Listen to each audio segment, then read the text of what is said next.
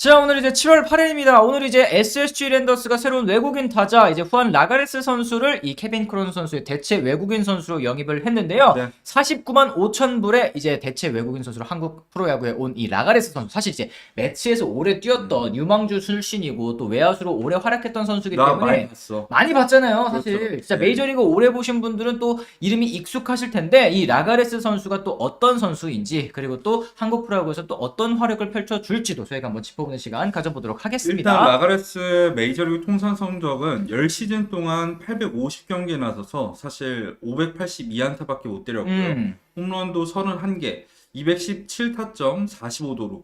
도루도 생각보다는 많이 못했습니다. 그렇죠. 통산 타율은 2할 오픈에 OPS는 0.651.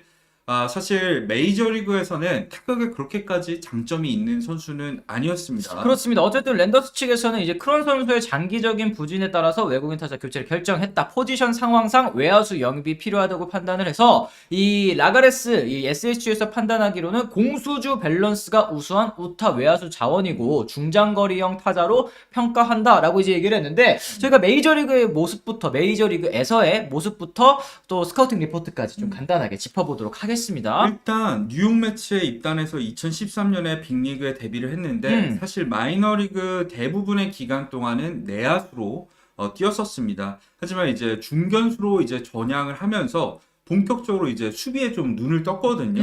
그래서 데뷔 시즌에 이 보살 14개를 잡아냈는데 이게 당시 외야 최다 보살이었어요. 그렇죠. 근데 이 이후에는 라가레스 보면은 보살이 은근히 없습니다. 이게 왜 그러냐면 너무 보살을 잘 잡는 강한 어깨인 외야수이기 때문에 라가레스가 공을 잡으면 안 뛰어. 그 정도로 어깨가 강하고 수비를 굉장히 잘하던 선수였습니다. 그렇습니다. 이제 2013년에 14개, 2014년에 15개 잡아냈었는데 이제 14년까지 뛰면 이제 두 시즌을 뛴 거잖아요. 그렇죠. 아, 제 어깨 찐이구나 이러고선 2015년부터는 또 보살이 줄어든 그런 모습 보실 수 있을 겁니다. 2014년에 이때 이제 골드글러브를 수상을 했었습니다.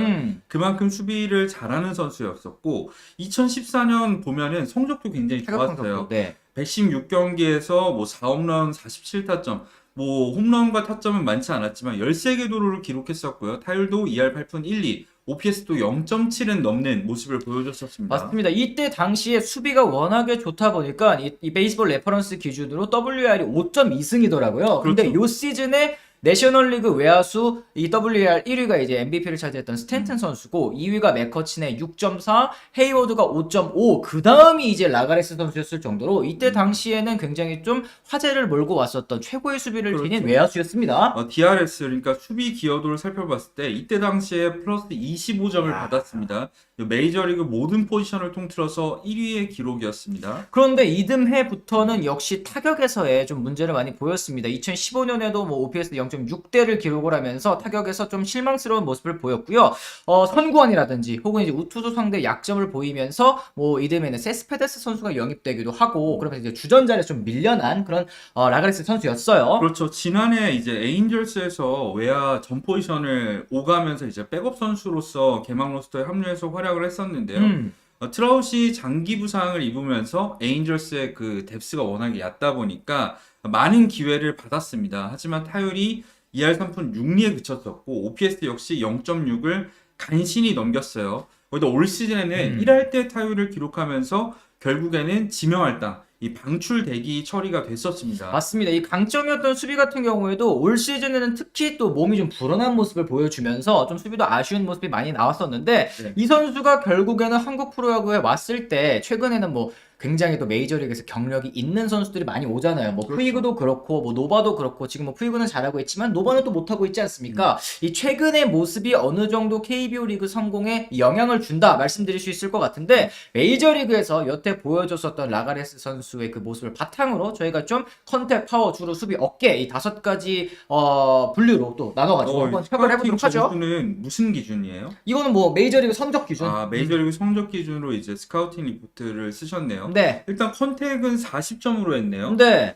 타율이 2할 중반대에 머물고 이 삼진 비율 같은 경우도 21% 타석당 기록하고 있으니까 뭐 적절한 평가라고 생각합니다. 특히 이 선수의 단점은 볼넷을 많이 얻는 유형의 선수는 아니라는 거예요. 굉장히 공격적으로 배트를 내는 유형의 선수에 가깝고 패스트볼은 나름대로 타이밍을 맞추는 편인데 변화구에 너무 약점을 보이는 맞아요. 편이거든요. 맞아요. 그래서 이제 변화구 상대로 헛스윙이 많은 유형입니다. 그러니까 이제 똑딱이 유형이라고 어떻게 보면 볼 수 있을 것 같은데 그럼에도 불구하고 이 삼진율이 굉장히 높다는 거는 좀 걱정거리가 될 수 있을 것 같습니다. 파워 역시 메이저리그 기준으로 했을 때는 40점을 평가했는데 저도 동의를 하는 게 이 선수 같은 경우는 홈런을 두 자릿수 때려내기는 힘든 유형의 선수였습니다. 네. 그냥 평균 이하 정도로 분류를 하는 게 맞을 것 같고 라인 드라이브형 타구를 뭐 날리는 편이긴 한데 그래서 이제 2루타는 꽤 많이 만들어냈었거든요. 이 부분에 있어서는 KBO에서 뭐 장점이 될 수도 있을 것 같습니다. 맞습니다. 이제 주루 같은 경우에는 한 50점 정도를 줘봤는데 이거는 뭐 도루 개수 한 10개 정도에서 몇 10개 중반 정도 뭐 요 정도로 이제 기록할 수 있을 때 50점을 주잖아요. 그러니까 네. 도루는 메이저리그에서도 한 10개, 한 7개, 8개 뭐 요 정도에 그쳤지만 베이스 러닝, 주루 플레이는 나쁘지 않았다는 생각이 들거든요. 그렇죠.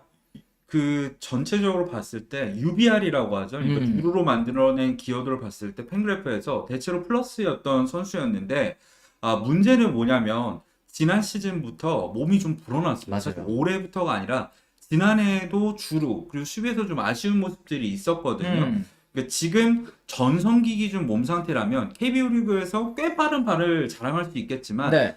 지금은 한 평균 정도로 보는 게 맞지 않나 싶습니다. 맞습니다. 이제 수비와 어깨 아무래도 이제 라가레스 선수의 강점이라고 한다면 이 두 가지 부분일 것 같은데 이 수비 현재는 좀 몇 점으로 좀 평가를 해야 될까요? 메이저리그 기준으로 했을 때도 한 60점은 매길 수 있을 것 같은데 저는 우리나라 이 KBO 리그와 메이저리그 이 수비 차이에 대해서 많이 얘기하잖아요. 네네네. 저는 내야에서의 수비 차이보다 사실은 외야 수비 차이가 훨씬 크다고 생각을 합니다.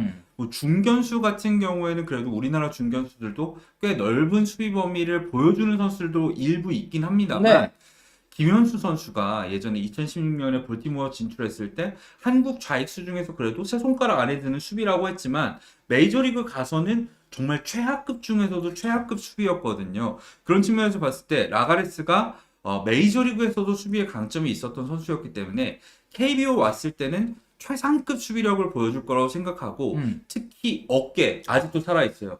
지난 시즌에도 굉장히 어깨에서 강력한 모습을 제가 중계할 때 많이 봤었거든요. 네네네. 이 두 가지 부분에서 확실히 장점이 있는 선수입니다. 맞습니다. 지금 이제 어쨌든 SSG 같은 경우에는 이 좌익수 하지훈 선수와 오태곤 선수 이렇게 돌려가면서 쓰고 있는데 이 좌익수 포지션이 문제이기 때문에 만약에 라가레스가 코너 외야수로 나선다고 한다면 진짜 이 수비력은 조금 더 극대화될 수도 있겠다 이런 생각을 좀 해봤습니다. 그렇습니다. 자 SSG의 류성규 단장 같은 경우에는 이제 이 라가레스 선수를 영입한 이후 이제 내야수 전희산 선수 유망주거든요. 네. 이 선수가 최근에 굉장히 좋은 모습을 보이고 있기 때문에 1루수 영입보다는 이제 외야수 보강을 우선시했다. 그 중에 메이저리그에서 뛰던 라가레스가 FA 신분으로 풀린 것을 확인하고 즉시 영입을 시도했다. 그리고 우타 외야전이라는 점이 굉장히 좀 큰 매력으로 다가왔다라고 이제 얘기를 했는데 그렇죠. 너 지금 뭐 김강민 선수도 부상을 입으면서 우타 외야수가 부족한 상황이고 그리고 또 SSG가 최지훈 선수, 추윤 선수, 한유섬 선수, 뭐 박성환 선수 모두 다 좌타거든요. 그렇죠. 좌타 선수들은 그래도 잘 쳐주고 있는데 우타자가 좀 빈약한 그런 상황이기 때문에 이 라가레스 선수의 이 합류는 좀 그래도 도움이 되지 않을까 싶거든요. 뭐 긍정적으로 평가할 수 있는 점은 어쨌든 계속해서 메이저리그 로스터에서 경기에서 뛰던 선수이기 때문에 실전 감각이 떨어져 있다던가 뭐 그런 문제는 생각보다 적을 것 같습니다. 네. 그리고 이제 대체 외국인 수급이 워낙에 지금 어려운 상황에서 그래도 좀 경험이 많고 어느 정도 견적이 서는 선수를 데려왔다는 점에서도 SSG의 이번 영입 높게 평가받을 수 있을 것 같은데요. 네. 결과적으로 봤을 때 라가레스가 과연 KBO 리그에 적합한 용병인가에 대해서는 의문이에요. 저는 그러니까 메이저리그에서 10시즌 동안 뛸 정도로 그리고 DFA 되기 전까지는 꾸준히 메이저리그 로스터에 남아있을 정도로 메이저리그에서는 경쟁력이 있는 선수지만 네. 이 선수가 메이저리그에서 경쟁력을 가질 수 있었던 이유는 결국에는 백업 선수이기 때문에 수비가 좋으면 살아남을 수 있기 때문이에요. 이게 외야, 내야 다 마찬가지잖아요. 내야수 중에서 뭐 옛날에 아리아스 뭐 이런 선수들 같은 경우를 예를 들면 타격 성적은 정말 KBO에 놓고 보더라도 안 돼 얘는. 근데 수비가 워낙 좋고 다양한 포지션을 소화하다 보니까 열 몇 시즌 동안 뛰면서 은퇴를 하잖아요. 네.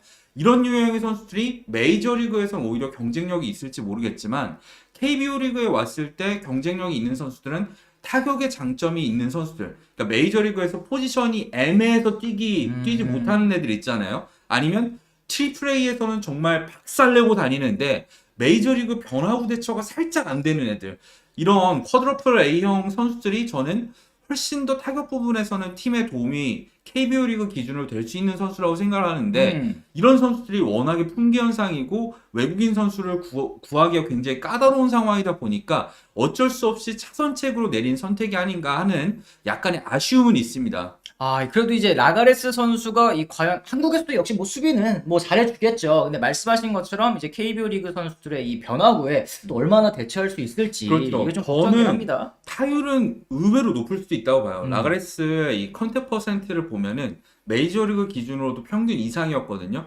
문제는 양질의 타구를 만들어내지 못했다는 건데 KBO 리그에서도 뭐 타율은 3할 근처 칠 수도 있어요. 3할 넘길 수도 있다고 생각합니다. 짧은 시즌이니까. 근데 장타력을 기대하기는 좀 어려울 것 같다는 게 좀 문제입니다. 그렇습니다. 자, 그래서 저희가 오늘 뭐 메이저리그에서의 이 라가레스 선수 그리고 또 이제 KBO 리그에서는 또 어떤 활약을 펼칠지까지도 저희가 간단하게 한번 좀 예상을 나눠봤는데요. 여러분들께서는 또 어떻게 생각하시는지 또 댓글로 남겨주시면 또 서로 또 소통하시고 또 그러면 더 좋을 것 같습니다. 자, 이렇게 해서 저희가 오늘 준비한 콘텐츠는 또 여기까지입니다. 저희는 또 다음 콘텐츠로 다시 돌아오도록 하겠습니다. 지금까지 시청해주신 분들 모두 감사합니다. 고맙습니다.